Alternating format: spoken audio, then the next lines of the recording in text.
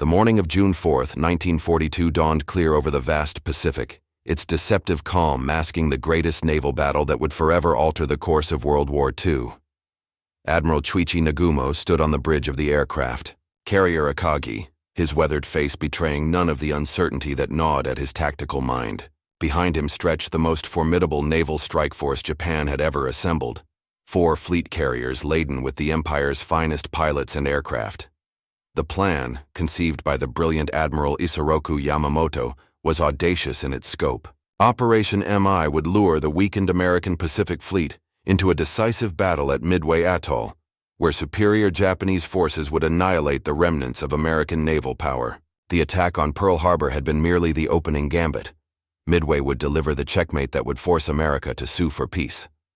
Lieutenant Commander Mitsuo Fuchida, hero of Pearl Harbor, prepared his airmen aboard the Akagi with the same meticulous care that had made December 7th such a stunning success.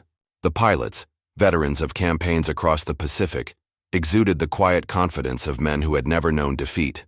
Their Nakajima Type 97 torpedo bombers and Aichi Type 99 dive bombers had sunk battleships at Pearl Harbor, devastated the British fleet in the Indian Ocean, and crushed Allied resistance from Wake Island to the Dutch East Indies.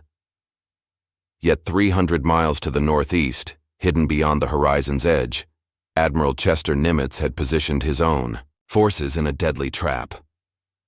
The American commander had achieved what military historians would later call the intelligence coup of the war. Station Hypo in Hawaii, led by Commander Joseph Rochefort, had cracked the Japanese naval code JN-25, revealing not just the target of the impending assault, but its precise timing and composition.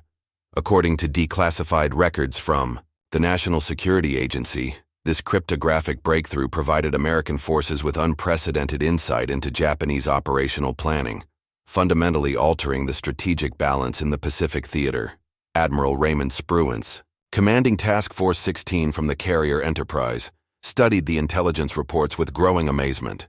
The Japanese were bringing 4 fleet carriers, 2 battleships, 3 cruisers, and 11 destroyers, along with a separate invasion force of 12 transports, carrying 5,000 troops. Against this armada, Nimitz could muster only 3 carriers, 8 cruisers, and 15 destroyers. On paper, the Americans were hopelessly outmatched, but Spruance understood that wars were not won on paper.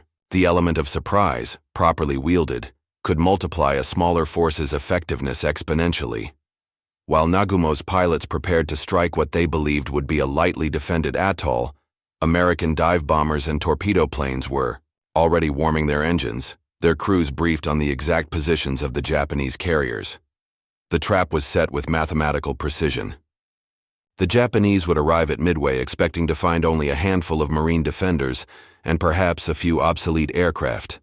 Instead, they would encounter the concentrated fury of 3 American carrier groups, positioned to strike at the moment. When Japanese aircraft were committed to attacking the island, their own carriers most vulnerable to counterattack. As the sun climbed higher over the Pacific, 2 great fleets converged on a collision course that would determine the fate of nations. The Japanese tactical veil, woven from months of careful deception and operational security, was about to be pierced by American intelligence and courage. The greatest carrier battle in naval history was about to begin. At 4:30 in the morning on June 4th, Vice Admiral Nagumo's flagship Akagi turned into the wind, her flight deck alive with the coordinated chaos of launching the first strike wave. 108 aircraft roared into the dawn sky, their engines creating a symphony of mechanical thunder that echoed across the Kido Butai, Japan's mobile striking force. Lieutenant Joichi Tominaga led the formation toward Midway, his level bombers and dive bombers escorted by 36 Zero fighters, the most advanced carrier aircraft in the world. The Japanese pilots flew with the supreme confidence born of 18 months of unbroken victory. Since Pearl Harbor, their carrier-based aircraft had dominated every engagement, sinking Allied warships from Hawaii to Ceylon with impunity. The Zero fighters, with their exceptional range and maneuverability, had swept enemy aircraft from Pacific skies with devastating efficiency. Today would be no different, or so they believed. But as Tominaga's strike force approached Midway, American radar operators on the atoll tracked their progress with growing precision. The newly installed radar sets, primitive by later standards, but revolutionary for 1942, provided Marine defenders with 27 minutes of advance warning. Colonel Harold Shannon scrambled every available aircraft from Midway's 2 airstrips, sending obsolete Brewster Buffalo fighters and ancient Vindicator dive bombers to intercept the incoming Japanese formation. The aerial battle that erupted over Midway Atoll demonstrated both the futility of courage against superior technology and the grim determination of American defenders who knew retreat was impossible. Marine pilots flying aircraft that belonged in museums rather than combat threw themselves against Tominaga's formations with suicidal bravery. Major Floyd Parks led his Buffalo fighters in a head-on assault against the Japanese bombers. His outdated aircraft no match for the escort Zeros, but his courage undimmed by the hopelessness of his situation. The slaughter was swift and terrible.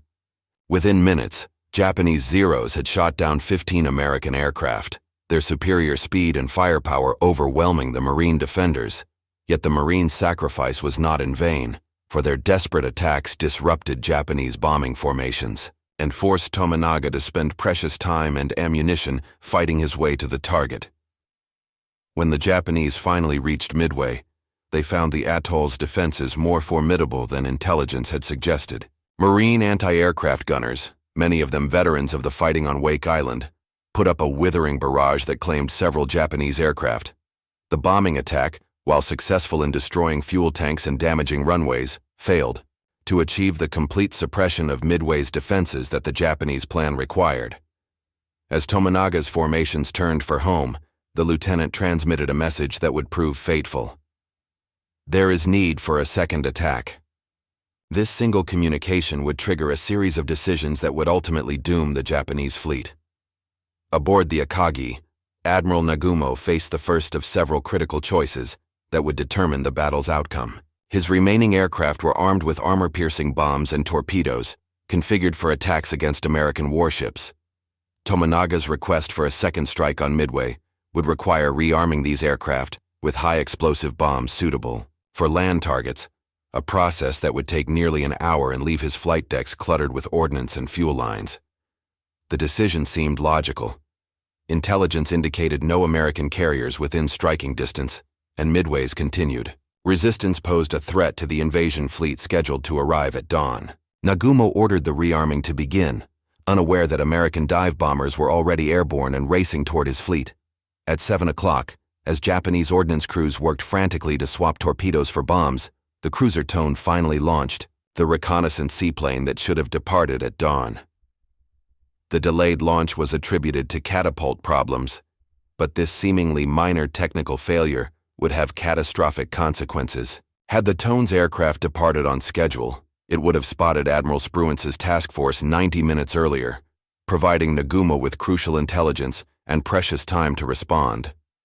Instead, the Japanese admiral continued preparing for a second strike on Midway, oblivious to the approaching American carriers, whose aircraft would soon pierce Japan's tactical veil with devastating finality.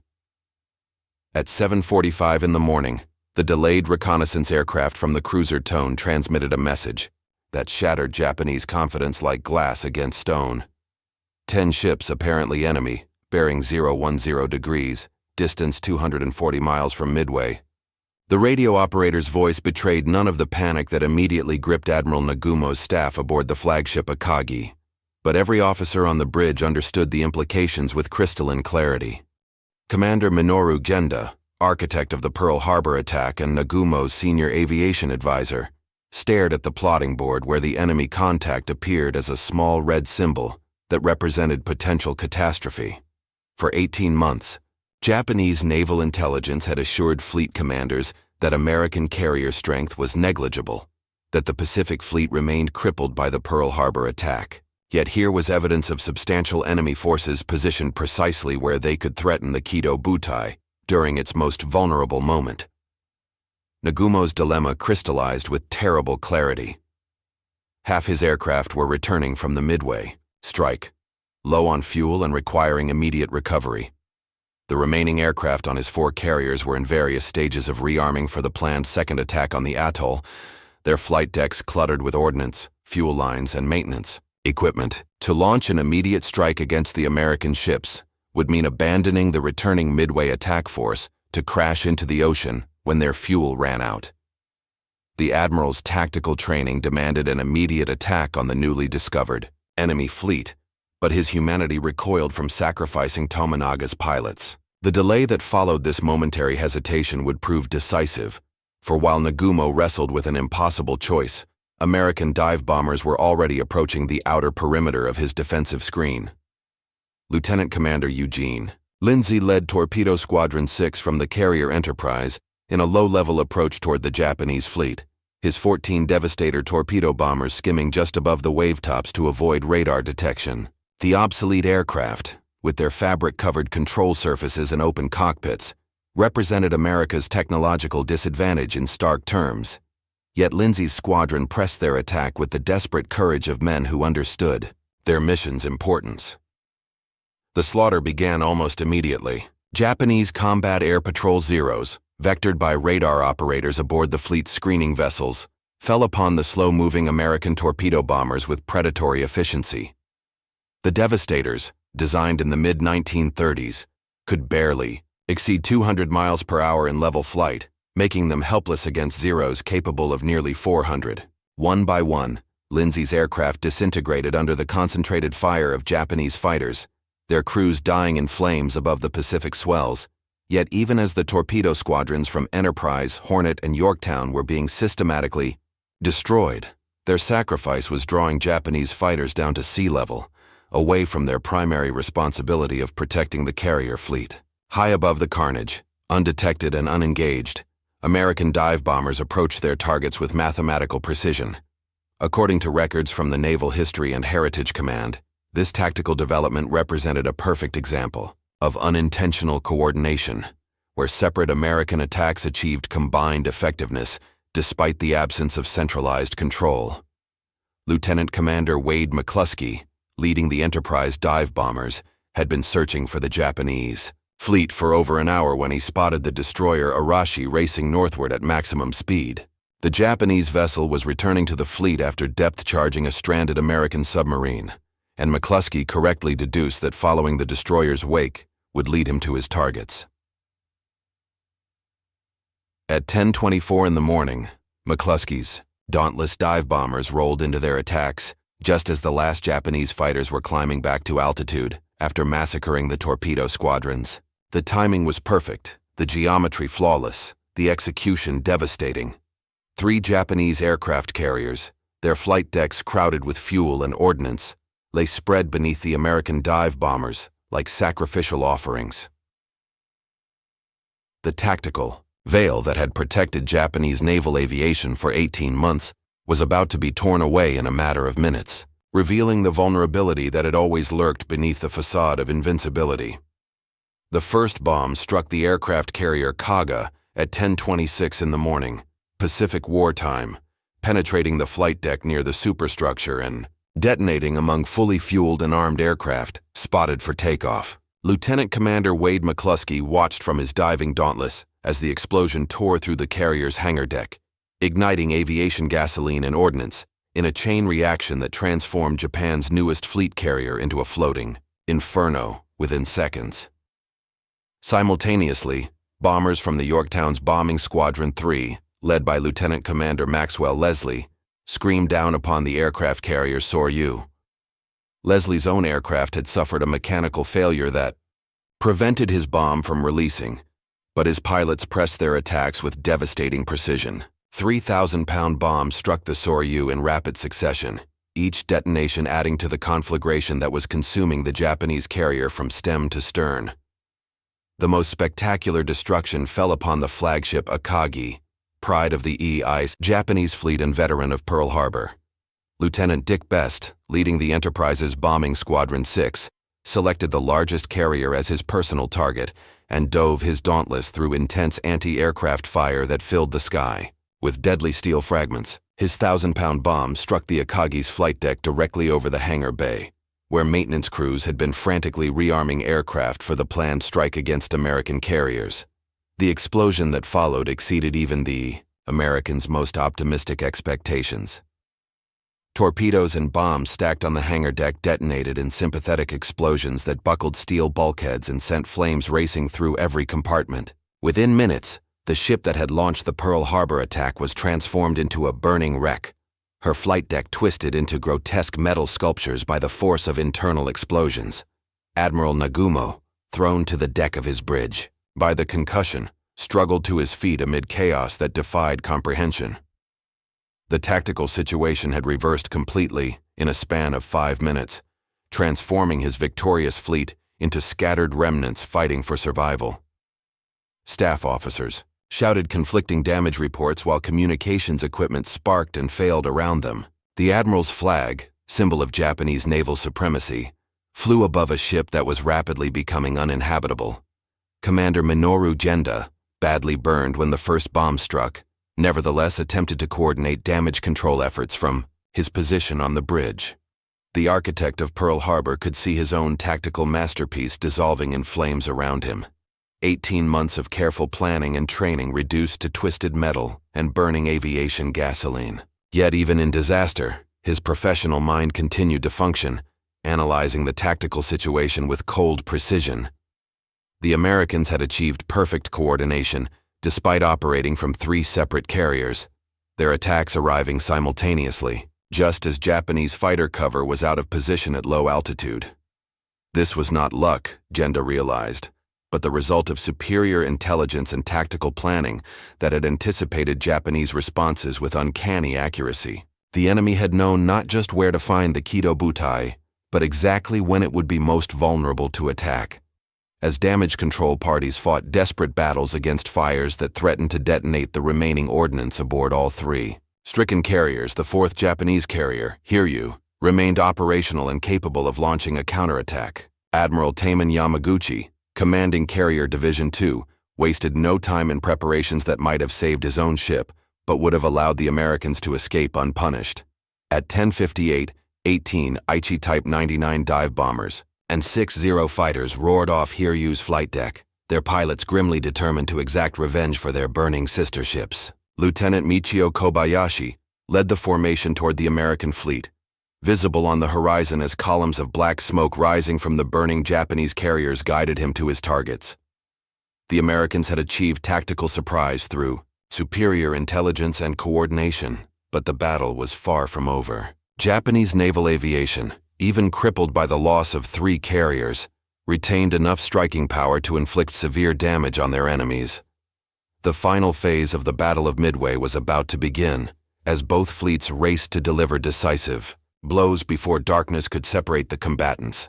The tactical veil had been pierced, but the Japanese sword still possessed a sharp edge capable of drawing American blood. The aircraft carrier Yorktown steamed serenely through the Pacific swells. At 25 knots, her flight operations proceeding with the practiced efficiency that had made American naval aviation a formidable force despite technological disadvantages. Admiral Frank Fletcher stood on the flagship's bridge, studying damage. Reports from the Japanese carriers through binoculars that revealed 3 distinct columns of black smoke rising from the horizon. The morning's success exceeded his most optimistic projections, but Fletcher's tactical experience warned him that wounded enemies often proved most dangerous. At 11:58, radar operators aboard the Yorktown detected incoming aircraft, bearing southwest at high altitude, their formation discipline and approach vector, identifying them unmistakably as hostile. The Japanese counterstrike, launched from the sole surviving enemy carrier, was approaching with the vengeful fury of pilots who had watched their fleet burn beneath American bombs. 18 Aichi dive bombers and 6 escorts represented the concentrated striking power of what remained of Japanese naval aviation in the Central Pacific. Lieutenant Michio Kobayashi, leading the Japanese formation, could see the American task force spread across the ocean below him like a tactical diagram from his training manuals. 3 carriers maneuvered independently, surrounded by concentric circles of cruisers and destroyers, whose anti-aircraft guns were already training skyward in anticipation of attack. The geometry was perfect for a coordinated dive-bombing assault, but Kobayashi commanded barely enough aircraft to attack a single carrier effectively. The choice was made for him by tactical doctrine, that prioritized the destruction of enemy flight decks above all other considerations. The Yorktown, largest and most visible of the American carriers, became his primary target as the Japanese formation began its final approach through increasingly intense anti-aircraft fire. Commander Clarence Aldrich, the Yorktown's air operations officer, coordinated the carrier's defensive response with calm professionalism that masked his awareness of the approaching danger. American fighters, vectored by radar operators who had tracked the Japanese formation for 30 miles, climbed desperately to intercept the dive bombers before they could begin their attack runs. The few minutes available for interception would determine whether the Yorktown survived the next quarter hour. The aerial battle that erupted over Task Force 17 demonstrated both the effectiveness of American radar-directed fighter control and the skill of Japanese pilots who had survived 18 months of continuous combat. 0 fighters, though outnumbered by climbing American Wildcats, used their superior maneuverability to protect the dive bombers long enough for the attack to develop. Lieutenant Commander John Thatch, leading the Yorktown's fighter squadron, employed innovative tactics that would later bear his name, but even tactical brilliance could not compensate entirely for numerical disadvantage. 3 Japanese dive bombers penetrated the American fighter screen and rolled into their attacks at precisely 12 noon. The first bomb struck the Yorktown's flight deck near the island superstructure, penetrating to the hangar deck before exploding among parked aircraft. The second bomb hit the smokestack, disrupting the carrier's engineering systems and reducing her speed to 6 knots. The third bomb struck amidships, opening the hull to the sea and causing a progressive list that threatened the ship's stability. Within minutes, the most modern carrier in the American Pacific Fleet was transformed from a floating airfield into a listing wreck trailing smoke and debris. Damage control parties, trained in the hard school of Pearl Harbor's aftermath, fought fires and flooding with desperate efficiency while the ship's remaining aircraft circled overhead, unable to land on their damaged home base. Yet even as the Yorktown absorbed punishment that would have sunk lesser vessels, American dive bombers were preparing to complete the destruction of Japanese carrier aviation in the Pacific. The location of the Hiryu, revealed by the return bearing of her attacking aircraft, provided American strike coordinators with the targeting data needed for a decisive counterstrike. Lieutenant Commander Earl Gallagher, leading dive bombers from the Enterprise, approached the last Japanese carrier just as her crew was preparing to launch a second strike against the American fleet. The timing was perfect, the execution flawless, the results devastating. 4 bombs struck the Hiryu in rapid succession, each detonation adding to fires that consumed the carrier's aviation facilities and ended her operational capability forever. According to naval warfare analyses compiled by the Naval War College, the mutual exchange of carrier strikes at Midway demonstrated the decisive importance of aircraft carrier aviation in Pacific naval warfare, fundamentally altering strategic calculations for the remainder of World War II. By evening, all 4 Japanese fleet carriers lay burning or sunk beneath Pacific waters, their aircraft and pilots lost forever. The tactical veil that had protected Japanese naval expansion for 18 months had been completely torn away, revealing a hollow vulnerability that would never again be concealed. The sun set on June 4, 1942, illuminating a Pacific Ocean forever changed by 12 hours of devastating naval combat. Where Admiral Nagumo's Kido Butai had steamed confidently toward anticipated victory that morning, only scattered debris and oil slicks marked the graves of 4 Japanese aircraft carriers and the cream of naval aviation that had dominated Pacific waters since Pearl Harbor. The tactical veil that had concealed Japanese vulnerability behind a facade of invincibility lay in tatters, torn away by American intelligence, courage, and desperate improvisation. Admiral Isoroku Yamamoto, commanding the combined fleet from his flagship Yamato 300 miles west of the battle area, received damage reports with growing disbelief that gradually transformed into numbed acceptance of catastrophic defeat. The architect of Pearl Harbor understood immediately that Japan had lost far more than 4 ships and their aircraft. The nation had forfeited its window of opportunity to achieve decisive victory before American industrial power could tip the strategic balance irreversibly toward the Allies. The human cost of the battle reflected its strategic significance in stark numerical terms. Japan lost 2,445 naval personnel, including many of the nation's most experienced carrier pilots, whose training required years to duplicate. American casualties totaled 307 killed, a ratio that demonstrated the tactical effectiveness of intelligence-directed operations against even superior enemy forces. But statistics alone could not capture the psychological impact of Midway on both combatant nations.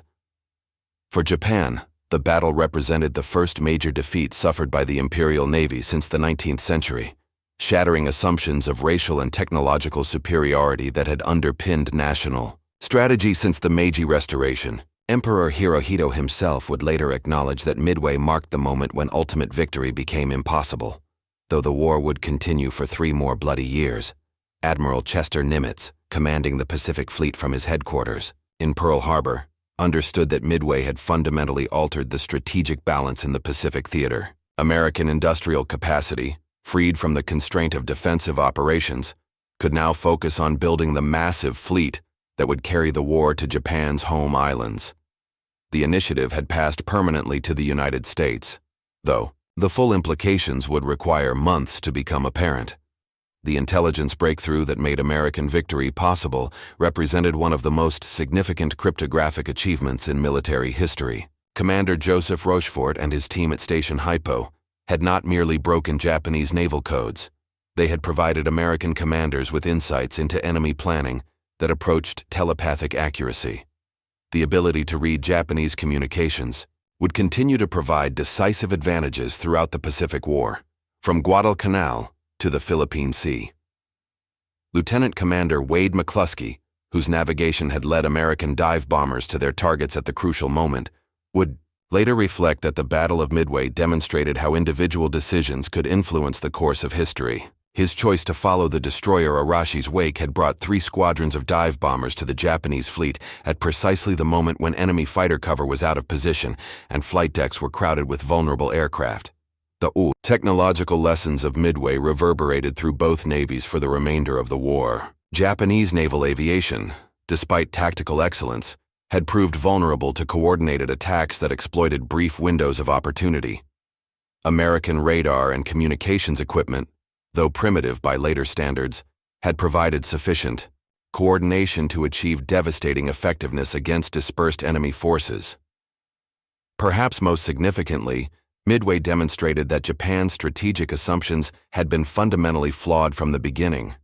The Pearl Harbor attack, designed to cripple American naval power long enough for Japan to consolidate its Pacific conquests, had instead galvanized American determination while failing to eliminate the carrier-based aviation that would prove decisive in Pacific naval warfare.